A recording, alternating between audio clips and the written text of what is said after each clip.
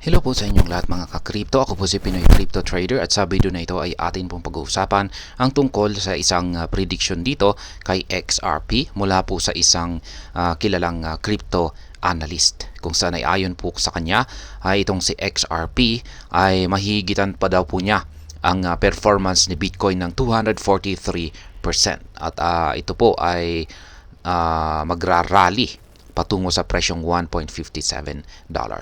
Kaya yan, bago po tayo magpatuloy ay nais ko lamang po munang bigyang linaw ang aking disclaimer kung saan ang nilalaman po ng video na ito ay hindi po ito isang financial advice. For education and information purposes lamang po ang layunin nito.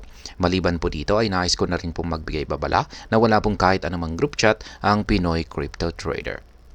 Yan, ang kilalang crypto analyst po na ito ay walang iba kundi si Ginoong Javon Marks, kung saan siya po ay naniniwala na itong si XRP ay maa-outperform niya or mahigitan po niya sa performance itong si Bitcoin ng kahangahangang 243%.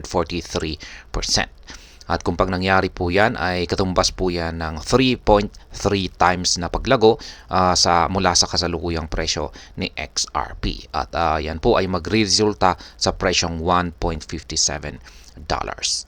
Yan, meron pong ibinahagi rito itong si Ginoong Javon Marks na kanyang chart dito kung bakit siya ay naniniwala na meron pong isang paparating na price rally na ayan, mararanasang price rally itong si XRP. At ayan, ito po yung kanyang chart. Ayan, medyo maliit yung mga chart. Ito yung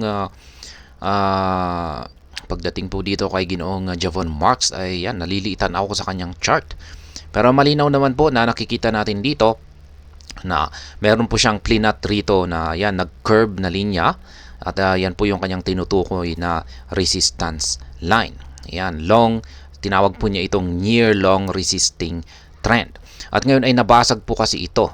Yan, nakitang-kita natin dito na yung candlestick ni XRP ay ayan, ilang nakalipas po na mga candlestick ay nagkaroon na po siya ng breakout dito. At dahil po sa breakout na ito ay inaasahan po niya na ito yung siyang magdudulot sa pag-angat ni XRP ng 243% kung saan ay mahigitan po niya sa performance itong si Bitcoin.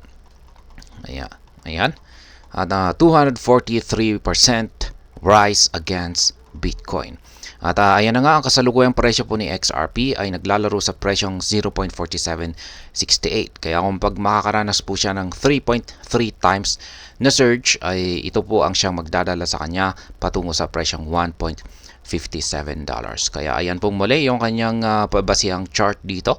Yung breakout ng isang resistance line dito na tinawag po niyang near year-long resistance trend. Kaya halos malapit na po sa isang taon yung resistance line na ito kung saan ito po ay nabasag. Kaya ayan. At hanggang dito na lamang po tayo sa video na ito. Sana po ay inyong nagustuhan ang aking paliwanag sa video na ito. Kung inyo po itong nagustuhan, ay pakiclick lamang po ang like button nito. Para naman po sa mga bago lamang dito, kayo po ay aking inaanyayahan para mag-subscribe. Pakiclick na rin po ang bell icon nito dahil ito po ang siyang magsisilbing notification nito sa mga bago kong videos na akin pong ina-upload sa aking YouTube channel na ito. Marami pong salamat sa panonood.